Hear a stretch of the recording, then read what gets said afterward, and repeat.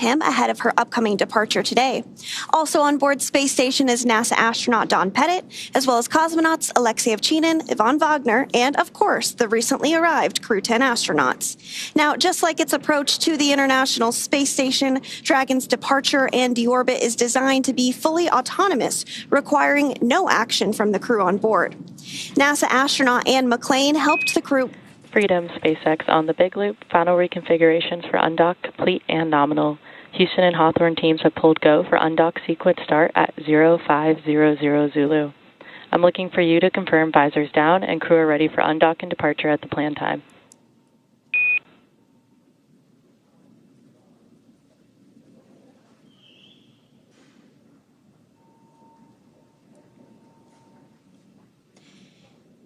And we did just hear confirmation that the team in Mission Control and the team in Hawthorne did pull go for undocking. We might hear some continued communications. Freedom. Visors are down and we are go for undocking at the same time. SpaceX copies. Crew are configured for undock. And so that was the voice of NASA astronaut Nick Hague, who is the commander of Dragon, giving the confirmation that they heard the go. So good news, we are continuing to progress down the timeline today for an undocking at 10:05 p.m. Pacific time here in Hawthorne. Now, Mission Control in both Houston and Hawthorne will be backing them up today as we step through undocking. And speaking of Mission Control Houston, let's go over to the voice of NASA, Rob Navius at the Johnson Space Center in Houston to talk a bit about how the station crew have been preparing to send the crew home and what we can expect from here until Dragon departs station. Rob? Well, thank you, Sandra. It's been a busy morning so far. About 2 hours ago, the 4 departing Crew 9 crew members did gather in the Harmony module right at the passageway through International Docking Adapter number 2, which connects Harmony with the Dragon Freedom. They had a final opportunity to say goodbye to one another, a final opportunity for the remaining crew members on the station, members of the Expedition 72 crew, to take photographs. As you see there, Sonny Williams and Butch Wilmore were already suited up in their SpaceX entry suits. Once that was completed and the crew floated back into Freedom, Nick Hague and Alexander Gorbunov also suited up. Now, just for the statistic freaks out there, we can tell you that Williams and Wilmore, whose mission, of course, was extended. They launched back on June 5th aboard the Boeing Starliner spacecraft. Last August, NASA decided to bring them home on the Dragon Freedom spacecraft with Crew 9. They will come home with a splashdown on Tuesday afternoon with 286 days in space, a mission encompassing 4,576 orbits of the Earth and 121.3 million miles. But just to put it into context, not the longest single space flights in U.S. history. That distinction belongs to Frank Rubio, who remained on the station for 371 days when his Soyuz spacecraft experienced a coolant leak. He's followed on the list by Mark Vande Hei with 355 days, Scott Kelly with 340, Christina Cook with 328, and Peggy Whitson with 289 days in space. So although Williams and Wilmore have in fact had an extended mission, it's not a record-breaking mission. As we stand by for the final procedures to be encompassed here in Mission Control, you're looking at Flight Director Marcos Flores, who is the lead Crew 9 flight director here. To his right is spacecraft communicator Tess Caswell, who will be talking directly to the crew during the undocking phase and during the time that Dragon moves toward the approach ellipsoid, that mythical line in the sand where we complete integrated operations and turn over everything to the folks in Hawthorne to bring Crew 9 home for its splashdown in the Gulf of America on Tuesday afternoon. With that, we'll turn it back to you guys in Hawthorne and stand by for undocking. Thanks so much, Rob. Thanks so much, Rob. So as you mentioned, we are standing by for separation, which is set to take place here in a little bit more than 10 minutes. We are tracking a 10:05 p.m. Pacific time, 1:05 a.m. Eastern time departure from the space station. And as we mentioned earlier, just like during its approach to the International Space Station, Dragon's departure and deorbit is designed to be fully autonomous, requiring no action from the crew on board. Departure is typically faster and a little bit easier since the crew won't have to stop at any waypoints like we see when a spacecraft arrives to the space station. Once the undocking sequence is complete, Dragon will use its Draco thrusters to move away from the station in a series of 4 departure burns, which are carefully strategized maneuvers that increase the distance between the spacecraft and the space station. From there, a phasing burn will place Dragon on a trajectory to align it with the splashdown site. At the moment, the crew is suited up as they are during what we call dynamic phases of flight. And we did hear a call out a short time ago for the crew to go ahead and put their visors down ahead of the actual undocking itself. Before they depart the International Space Station, let's take a quick moment to get to know the crew we're bringing home tomorrow for the splashdown rather. U.S. Space Force Colonel Nick Hague is your Crew 9 commander. He was selected by NASA as an astronaut in 2013, and this was his second space flight to the International Space Station and third launch overall. He's spent 171 days in space with Crew 9 and has a career total of 374 days in space. During his mission, he completed a spacewalk with astronaut Sonny Williams. That was his 4th spacewalk, earning him a career total of 25 hours, 56 minutes of spacewalking time. Before Crew 9, Hague previously served as a crew member of Expedition 59 and 60 back in 2019. He flew with Alexei Ovchinin and NASA's Christina Koch, so this is actually his second time sharing the space station with Ovchinin. The Kansas native is a test pilot and distinguished graduate of the United States Air Force Academy. Nick spent 5 months in Iraq in support of Operation Iraqi Freedom, and he voluntarily transferred from the United States Air Force to the U.S. Space Force in 2021. And he is an active colonel. His wife, Katie, is a retired U.S. Air Force colonel, and they have 2 sons. NASA astronaut Sonny Williams is a mission specialist for Crew 9. This was her 3rd visit to the space station. She originally launched aboard Boeing's Starliner spacecraft and arrived at the space station on June 6th. Following the agency's decision to return Starliner uncrewed, she became an Expedition 71-72 crew member. She logged 286 days in space on this mission. Sonny has a total of 608 days in space, earning her the ranking of 2nd most time in space by a NASA astronaut. Former NASA astronaut Peggy Whitson ranks 1st with 675 days in space. Sonny conducted 2 spacewalks and has completed 9 over the course of her career, for a total of 62 hours and 6 minutes of spacewalking time. She ranks 4th on the list of cumulative time spacewalking by a NASA astronaut.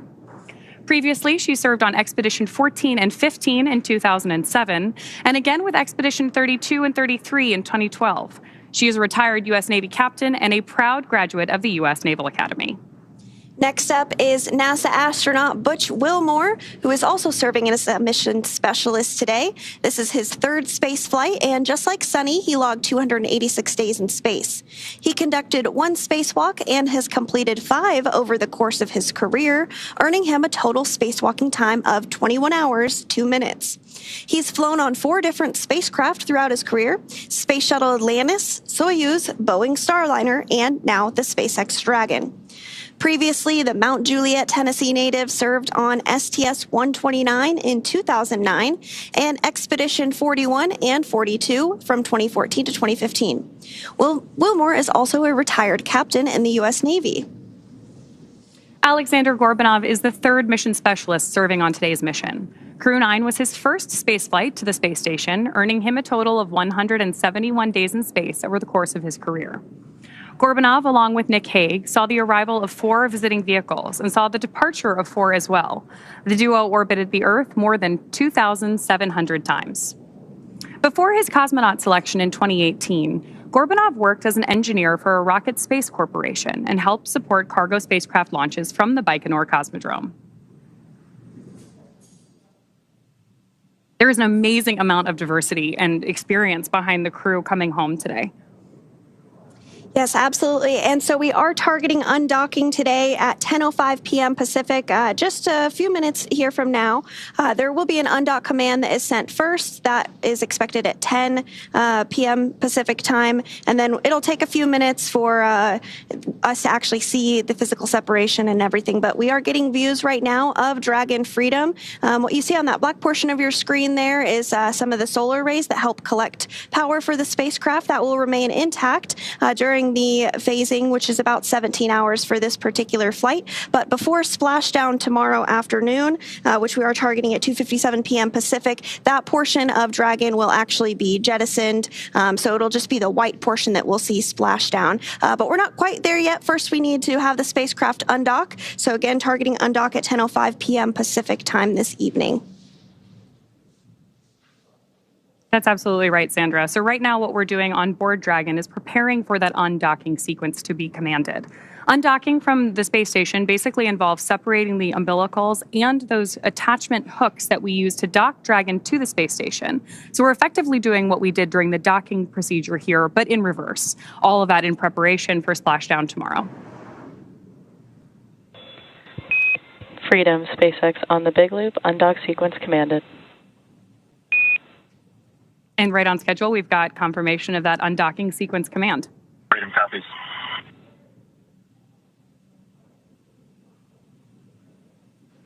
Here in Houston in Mission Control, we are now monitoring the demating of the umbilical.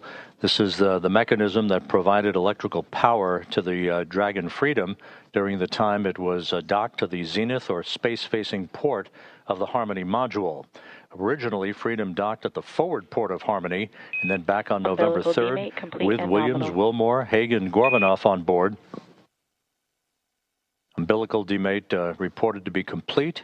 As we stand by for the initiation of the opening of the hooks, 2 gangs of hooks, 12 hooks in all, holding Dragon to the docking port on the zenith side of Harmony. Again, Harmony was the port of call for Freedom initially when it arrived back in September. The forward port itself, it experienced a relocation maneuver with Hague, Gorbanoff, Williams, and Wilmore on board back on November 3rd to move from the forward port to the zenith port, a short spin around the block to reposition that spacecraft where it has been mated and docked to the International Space Station since last November. 3.5 minutes away from physical separation.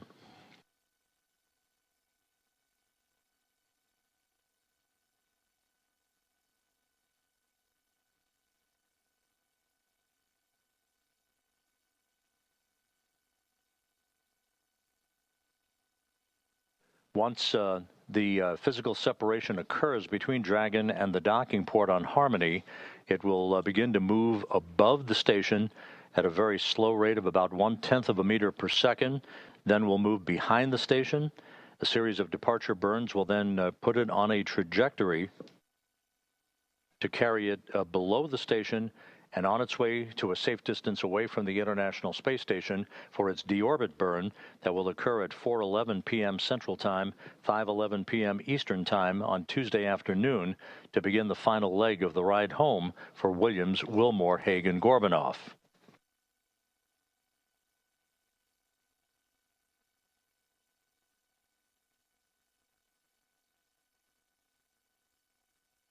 Two and a half minutes to go until physical separation. All systems reported to be in great shape. The latest weather forecast off the coast of Florida at the splashdown sites indicates pristine weather for the arrival of the Crew 9 crew on Tuesday afternoon. Open and nominal. The first gang of hooks has opened, standing by for the second. Springs on both sides of the docking interface will push off against one another to initiate that opening rate for Dragon.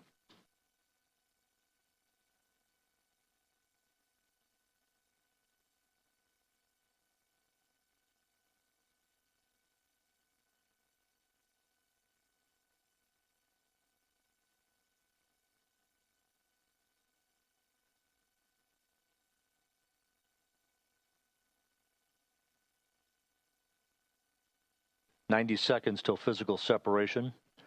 Heading into the home stretch for Williams and Wilmore, the beginning of the end for a 9.5-month mission in space."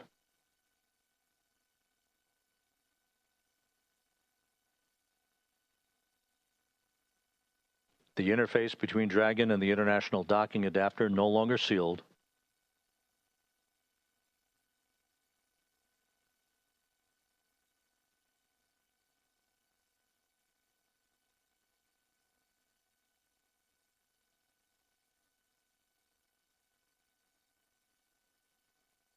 The International Space Station and Dragon flying from southwest to northeast across the Pacific Ocean at an altitude of 261 statute miles.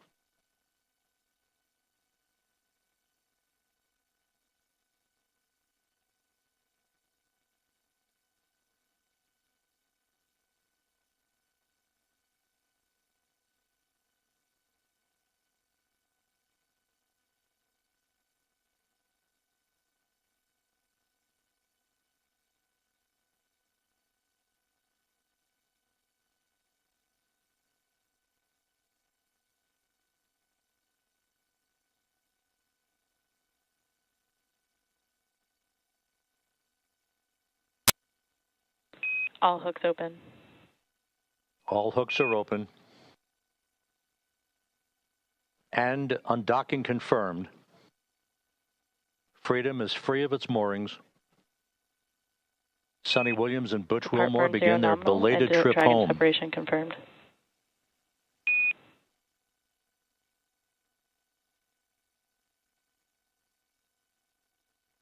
Undocking occurring right on time at 12:05 a.m. Central Time, 1:05 a.m. Eastern Time.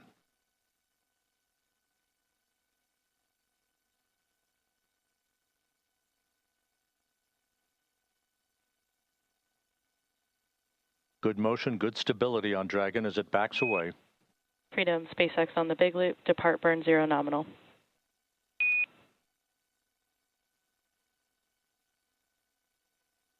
Good opening rate reported by the visiting vehicle officer.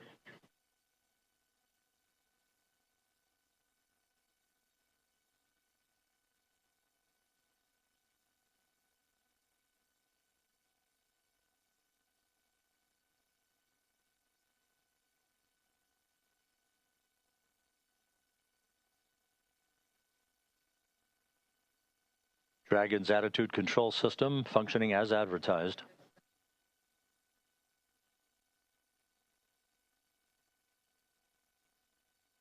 And Freedom on the big loop.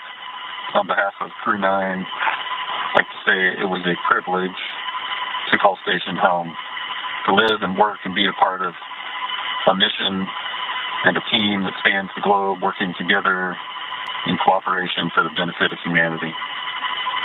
To our colleagues and dear friends who remain on the station, Alex and Vapor Top Grill, we know the station's in great hands. We're excited to see what you guys are going to accomplish, and we'll be waiting for you. Crew 9's going home.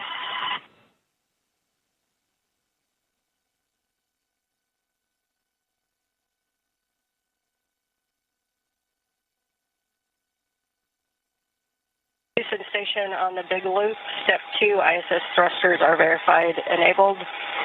To Crew 9, safe journey home. It's been the honor of a lifetime to cross your path up here on Space Station. Your service has been very much appreciated, and we'll miss you, but have a great journey home.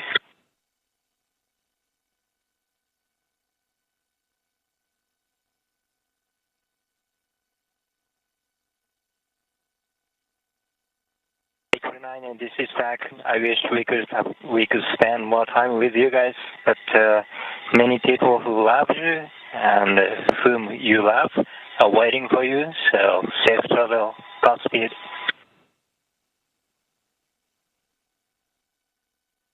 And for crew arrival, we ring a bell in Navy tradition, and for Crew 9, I did a baritone salute as you undocked. Love you guys.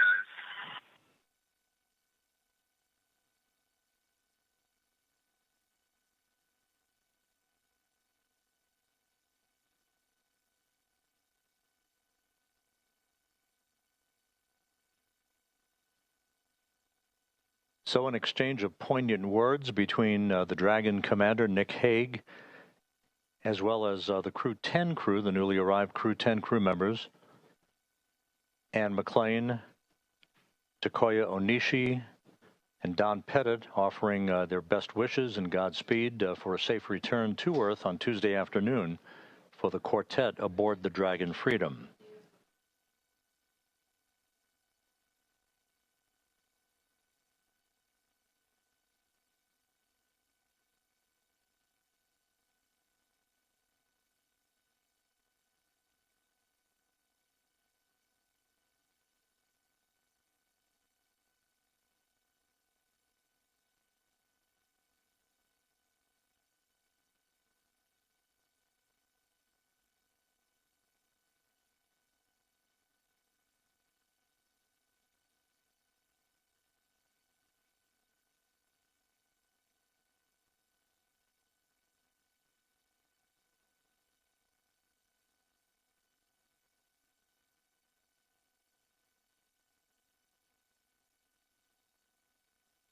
Dragon continues an opening rate away from the zenith port of the Harmony module of the International Space Station, undocking occurring just about 5 minutes ago at 12:05 a.m. Central Time, 1:05 a.m. Eastern Time.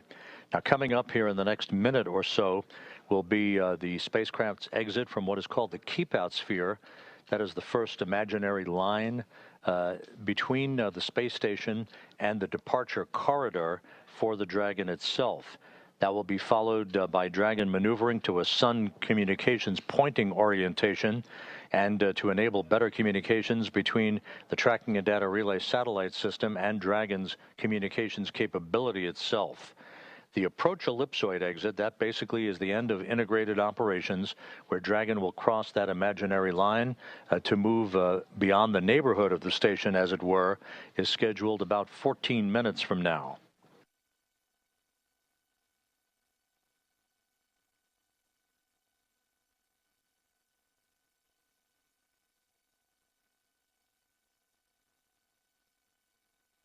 The departure 1 burn now complete, all nominal. Depart burn 1 nominal. Your go to DOF suits per procedure 4.012, and a final reminder that the big loop will be deactivated following Dragon's exit from the approach ellipsoid.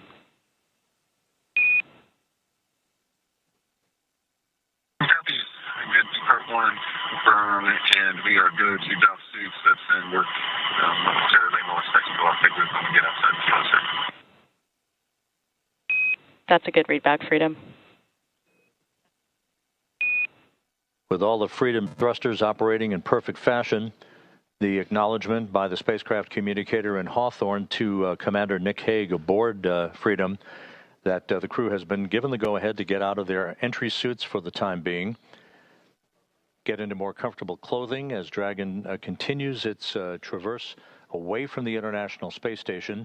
This will continue throughout the course of the overnight hours into tomorrow afternoon, a series of pre-programmed maneuvers that will enable Freedom to be in a position for its deorbit burn on Tuesday afternoon. That deorbit burn is scheduled to take place at 4:11 p.m. Central Time, 5:11 p.m. Eastern Time. It'll be a 7-minute, 29-second braking maneuver to enable Dragon to slip out of orbit. Its velocity slowed by 53.2 meters per second, enabling it to begin its high-speed entry back through Earth's atmosphere and a parachute-assisted splashdown off the Gulf of Mexico and the Gulf of America at 4:57 p.m. Central, 5:57 p.m. Eastern Time.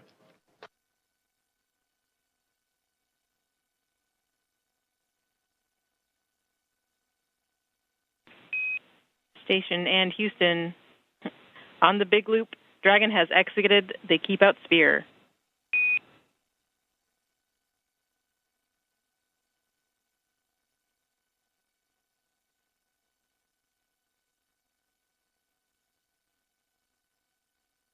Station copies.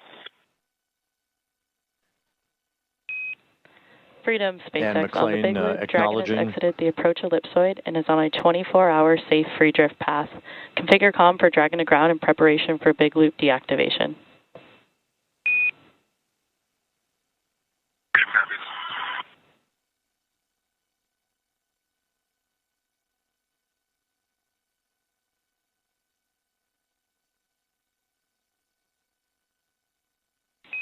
And Freedom, SpaceX on the big loop. Premature call. We have exited the keep-out sphere but are still in the approach ellipsoid.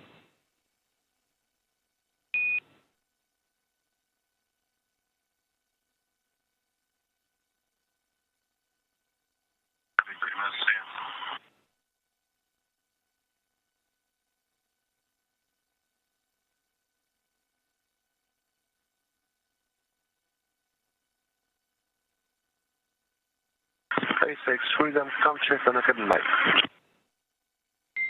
Freedom, we have you loud and clear. How us?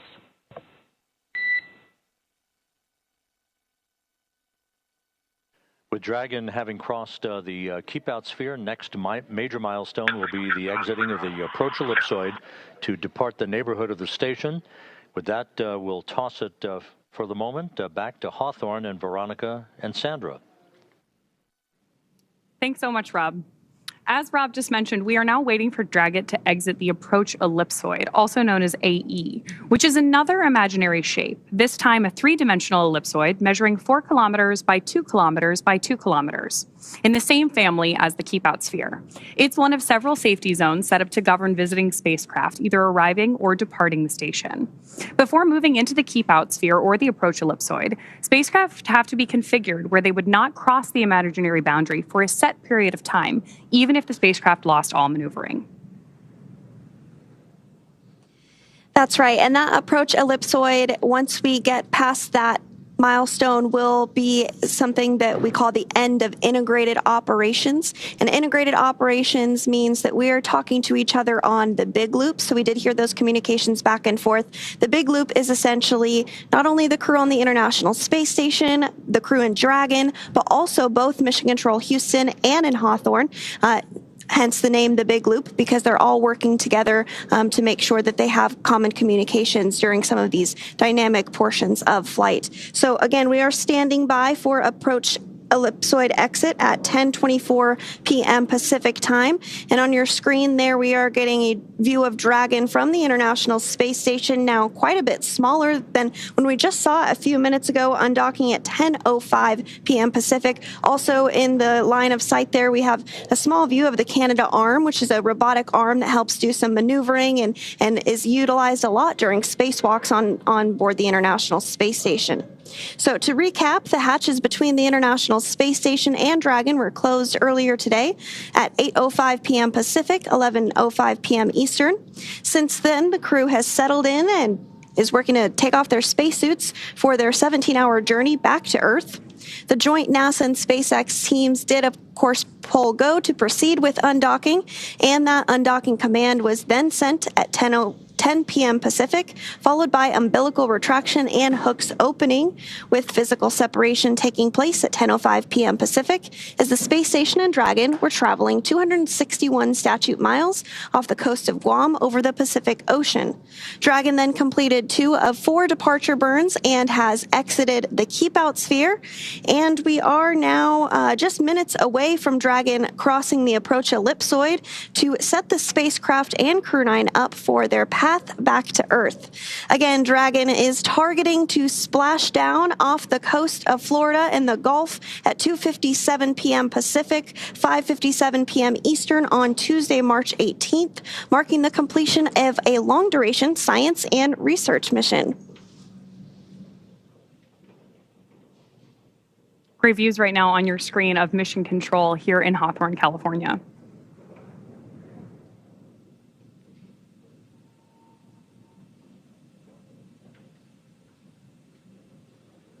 It looks like we're starting to get maybe some views there of Dragon as well. These views are being controlled by one of the flight controllers in Mission Control Houston called Cronus, and they help to make sure that the cameras are in position to view not only visiting vehicles that are arriving and departing, but also help to ensure that cameras are in position to get great Earth views, ensure that perhaps if we're flying over a natural disaster like a hurricane or a wildfire, they are ensuring that those great cameras on board the International Space Station are being put to good use to capture all of the science and research that we can aboard the microgravity laboratory. And, you know, fun fact, actually, the International Space Station will be celebrating 25 years of continuous human presence this November. So if you are younger than 25 years old, you have never known a day in your life where there was not a human being living and working aboard the International Space Station. That is so cool to me. It's just this amazing step forward for human exploration in space. And with that, we're going to check back in with Rob Navius at the Johnson Space Center one more time. Go ahead, Rob. Thank you, Sandra. You mentioned that continuous presence on board the International Space Station. We are approaching the point of the approach ellipsoid exit, which will mark the end of integrated operations with the International Space Station and the flight control team here in Houston. Just a reminder, on board, 7 crew members representing 3 nations: Alexei Ovchinin, the station commander, and his Roscosmos colleagues Ivan Wagner and Kirill Peskov, Anne McLean, Nicole Ayers, and Don Pettit of NASA, and Takoya Onishi of the Japan Aerospace Exploration Agency. Ovchinin, Wagner, and Pettit are next up to depart the station on April 19th. They are scheduled to return home to the steppe of Kazakhstan and a parachute-assisted landing on April 19th U.S. time, April 20th in Kazakhstan. Before that happens, another NASA astronaut, Johnny Kim, along with 2 Roscosmos cosmonauts, will be launching from Baikonur on April 8th as that continuous presence of researchers on board the International Space Station continues unbroken. Sandra?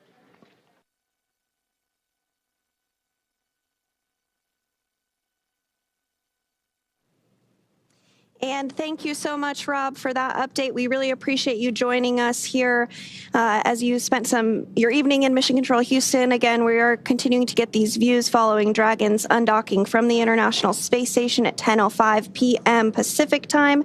That sets us up for a splashdown tomorrow afternoon at 2:57 p.m. Pacific time off the coast of Florida. And so we did mention that the crew was busy with a lot of science and research investigations during their time on board the International Space Station. That really is the whole point of the International Space Station, is to conduct science and research investigations, eventually leading to longer duration missions to the moon and then on to Mars.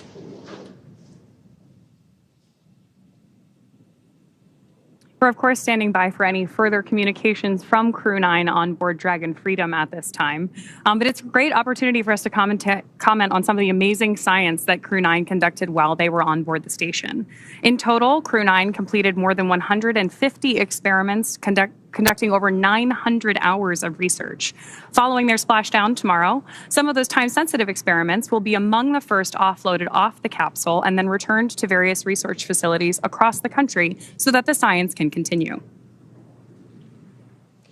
And in addition to that science, they also completed a few spacewalks, one of which was to actually swab the outside of the International Space Station for microorganisms to see if anything might potentially be able to survive the harsh environment of space, which is pretty interesting. Another one was a spacewalk to remove a radio frequency group, or the RFG. NASA astronaut Sunny Williams was able to successfully remove that, which was a big milestone for NASA. And as you mentioned, over 530 hours specifically dedicated to NASA science between NASA astronauts Butch Wilmore and Sunny Williams. So that just goes to show the great use that the microgravity lab has for science and research on the ground. I still can't get over that fact that you shared that it has been almost 25 years of continuous operation on board the ISS. That's amazing. Yes, over 270 Station people. on 2 for PMA 3 closeout photos. Go ahead, Ann. I just downlinked the card with all of the PMA 3 and IDA and Dragon Hatch photos, as well as Crew 9 departure. Those are on SSC 17. Copy, 1-7. And just want to clarify, also on 17, I did a whole series of kind of inspection documentation photos before departure, and then a series after departure per the instructions. So 2 different folders with before and after photos. We copy.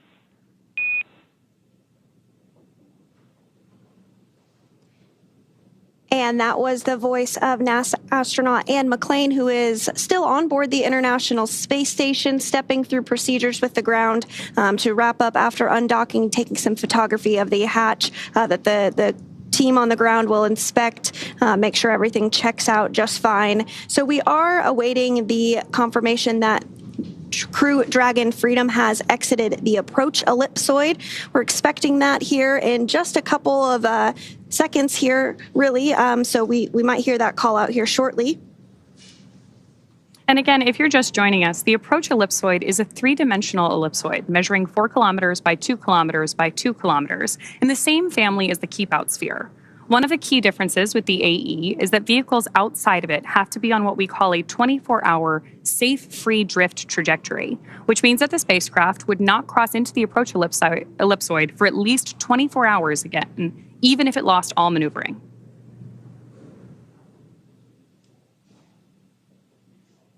That's exactly right. So we'll continue to stand by for that. Now, you may be wondering, what will the crew be doing during their 17-hour phasing? You did hear the call out earlier that they had to go to doff or take off their spacesuits. So they'll get settled in, have the opportunity to have a meal, and try and get some sleep before their targeted splashdown off the coast of Florida tomorrow afternoon at 2:57 p.m. Pacific time tomorrow afternoon. So we are looking forward to seeing them splash down off the coast of Florida tomorrow. So continuing to stand by for that approach ellipsoid exit. Should be hearing the call out any moment now. And that will really end the portion of integrated operations between the space station, Dragon, Hawthorne, Mission Control, and Mission Control Houston as well. Freedom, SpaceX on the Big Loop. Dragon has now exited the approach ellipsoid and is on a 24-hour safe free drift path. Please make sure that comm is configured for Dragon to ground.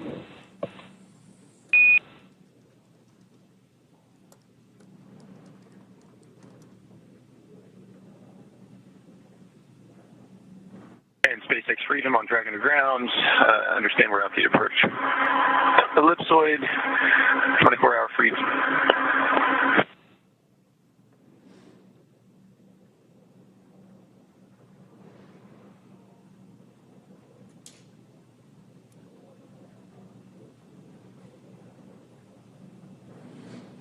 Good confirmations there, both from Mission Control and Dragon.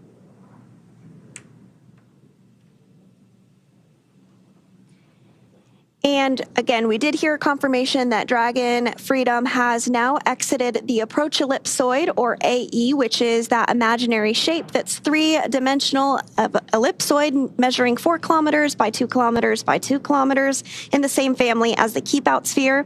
So one of the key differences with the AE is that vehicles outside of it have to be on what we call that 24-hour safe free drift trajectory.